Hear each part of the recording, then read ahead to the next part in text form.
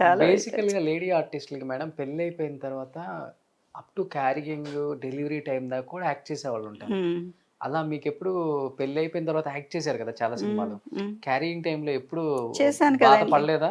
ఆ చేస్ పరిగెత్తే సీన్‌లకి కానీ, లేకపోతే చేజింగ్ సీన్‌లకి కానీ, లేకపోతే లేదండి. హీరోస్ నేను ఎందుకయ్యా ఇంత ఇబ్బంది పడుతున్నారు? చాలా ఇంటర్వ్యూలో కూడా చెప్పాను. నేనొచ్చి యాక్చువల్లీ ఫిలిమ్స్ వచ్చి మానేసింది ఆ 'చిట్టమ్మ మొగుడు' అనే ఒక సినిమాలో వచ్చి పడిపోతాను. ఫుల్ కడుపుతో ఉండి పడిపోతాను. రియల్‌గా. రియల్‌గా. రియల్‌గా కాదు. ఆ పిక్చర్‌లో కడుపుతో ఉండి పడిపోతుంటేనే ఆ దివ్యభారతి పడిపోయి చచ్చిపోతే దివ్యభారతి అది చూసి నాకు పెళ్ళొద్దు, పెళ్ళొద్దు అని చెప్పి అదే సబ్జెక్ట్ 'చిట్టమ్మ మొగుడు' మీరు చూసారో లేదో పిక్చర్.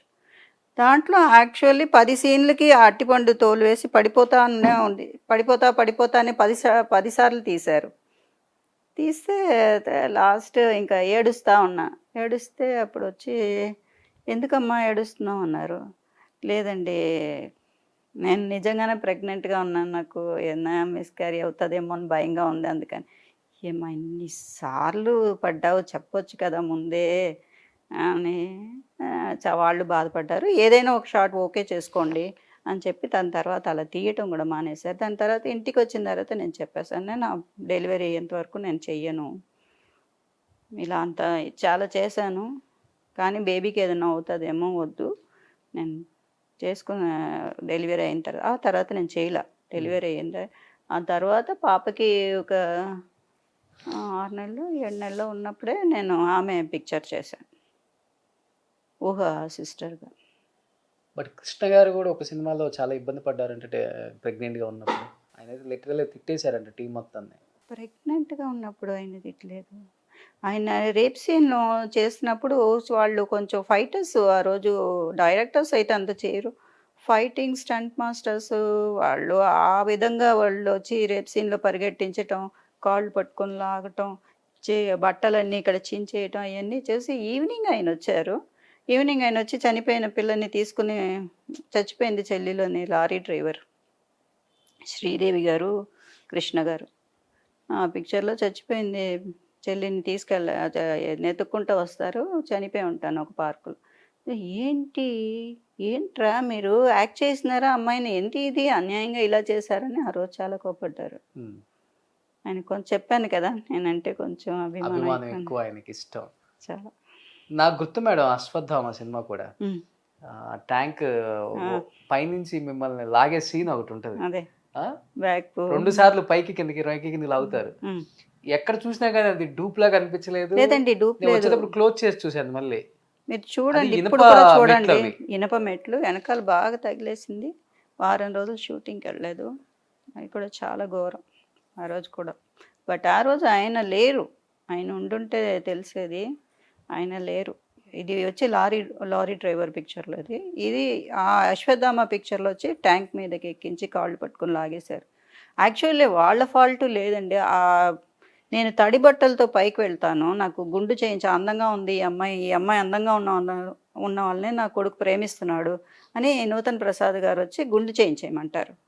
గుండు చేయిస్తేనే నీళ్లు పోసి గుండు చేయిస్తానికి చూస్తారు. అప్పుడు తడి బట్టలతో మనం పైకెళ్తాం. పైకెళ్ళినప్పుడు ఫైటరు ఉన్నాడు కదా! కాళ్ళు అతనికి స్లిప్ అయిపోయింది. బరబర బరబర లాగేసాడు కింద ఫైటర్ దాకా. కూడా. అతను బానే వెనక్కే ఎళ్ళిపోయాడు. నడుచుకుంటూ ఎళ్ళిపోయాడు అతనికి స్లిప్ అయ్యి. నన్ను మాత్రం యాక్చువల్లీ పుల్ చేస్తుంటేనే పైకెళ్తున్నట్టు. పుల్ చేస్తుంటే పైకెళ్తున్నట్టు. సరసర సరసర కింద మెట్టు వరకు మీరు చూస్తే తెలుస్తుంది. అవునవునవును. చూసాను నేను. బట్ కిందకి దిగాక కూడా కాలుతో తంతారు కదా వాడిని. హ్మ్. అంతవరకు నేను జూమ్ చేసి చూసాను మళ్ళీ. ఆ పడ్డా గాని మీరు ఆ సీన్ మిస్ అవ్వలేదు. మిస్ అవ్వ. అక్కడి నుంచి వచ్చిందంతా కూడా తట్టుకున్నాను గానీ, ఆ లాస్ట్‌లో ఒక సిమెంట్ ఇది ఉంది. పెద్దదిగా ఉండిందది. అది బాగా వెనకాల బోన్ ఫ్రాక్చర్ అయిపోయిందనుకున్నాను. మొత్తం బ్యాక్ బోనే ఇరిగిపోయిందనుకున్నాను అంతే. అప్పుడు పాప పుట్టేసిందా మేడం? లేదు లేదు. లేదు. పిల్లవ్వలేదు. హ్మ్. ఇలాంటి సీన్స్ రిస్కీ సీన్స్ ఎన్ని చేసున్నారు. కాదు. అసలకి సినిమా ఉంది అంటే హీరో చెల్లెలు రేప్ సీన్. హ్మ్. అప్పుడంతా రేపులు వరలక్ష్మి అని ఆ! పిలిచేవాళ్ళు ఆడియన్స్ కూడా. అవును. నిజంగా అన్ని సీన్స్ ఒక అమ్మాయి అండ్ దట్టు ఒక మిడిల్ క్లాస్ అమ్మాయి, పెళ్లి కావాల్సిన అమ్మాయి, ఇండస్ట్రీకి ఇష్టంతో వచ్చిన ఆ ఒక్క కారణం వల్ల ఇన్ని భరించారు కదా మీరు. పెయిన్ అంతా కూడా. నాకు యాక్ట్ చేసినప్పుడు కూడా పెయిన్ అనిపించలేదు కానీ రేపు వరలక్ష్మి రేపుల వరలక్ష్మి అనేసరికి నాకు అది నచ్చల. చాలా మందికి చాలా ఇంటర్వ్యూలో కూడా చెప్పాను, ప్లీజ్ డోంట్ మెన్షన్ దట్. మేము చేసాం, ఇలా ఒక అమ్మాయికి జరిగింది జరుగుతుంది, సొసైటీలో ఇలా అంతా చెయ్యకండి అని ఒక చెప్పాల్సింది పోయి మీరు ఆ క్యారెక్టరైజేషన్ నన్ను సిస్టర్ వరలక్ష్మి అనండి, నేను అవును. సంతోషిస్తాను. నేను లేకపోతే చెల్లెలు లేకపోతే బేబీ వరలక్ష్మి అనండి. రేపులు పెట్టి నాకు చెప్పటమే కూడా ఏంటే అలా ఏ అమ్మాయికి జరగకూడదు.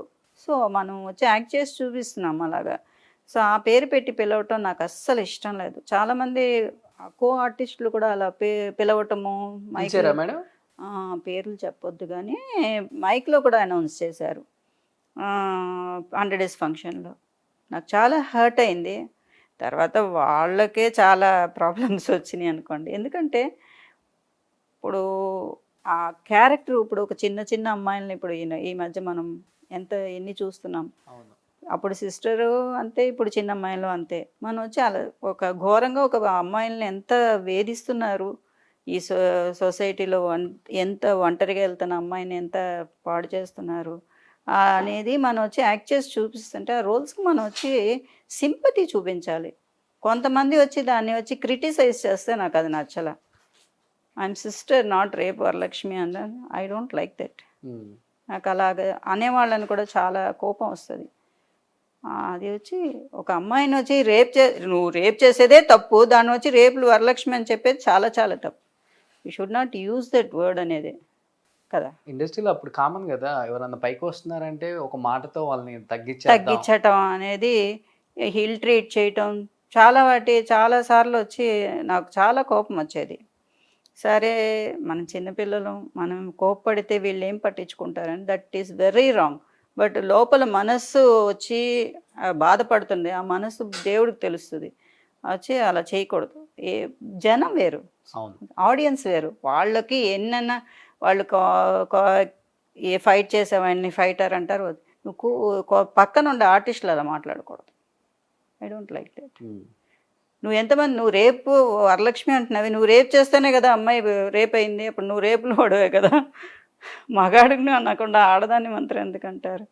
అక్కడ అమ్మాయి చెల్లెలు ప్రాణంగా చూసుకుంటున్న హీరో, ప్రాణంగా చూసుకుంటున్న తన చెల్లెల్ని పోగొట్టుకున్నాడు అన్న కాన్సెప్ట్ తీసుకోవట్లే వాళ్ళు. ఆ కాన్సెప్ట్ కోసమే పాపం వాళ్ళు డైరెక్టర్స్ అయినా వాళ్ళు ఎవరు కథ రాసే రచయిత అయినా ఆ కాన్సెప్ట్ ఏంటంటే ప్రాణంగా చూసుకునే సిస్టర్ని వచ్చి వాళ్ళు పాడు చేస్తున్నారు. తనతో ఆ ఫీలింగ్తో అతను వచ్చి కోపం వచ్చి మిగతా వాళ్ళందరినీ చంపటానికి వెళ్తున్నాడు. ఆ కాన్సెప్ట్ తీసుకోండి. అలా ఒక హీరో అలా వచ్చి మగాళ్ళందరూ తన చెల్లెల్ని, తన తల్లిని, తన భార్యని కాపాడుకోవాలి. సో మనం ఒక సింబాలిక్గా చూపిస్తున్నాం. అది వదిలేసి కాంట్రవర్సీ టాక్లు ఏంటి నాకు అర్థం కాదు.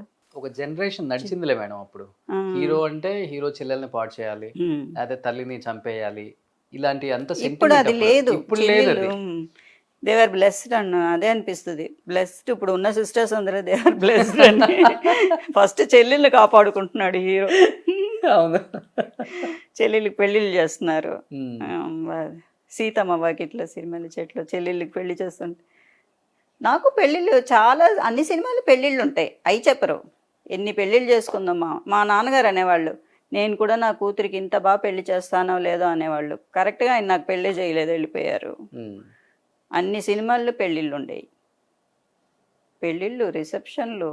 సుమన్ టీవీలో మీ పర్సనల్ అండ్ బిజినెస్ ప్రమోషన్స్ కోసం కింది నెంబర్కి కాంటాక్ట్ చేయండి.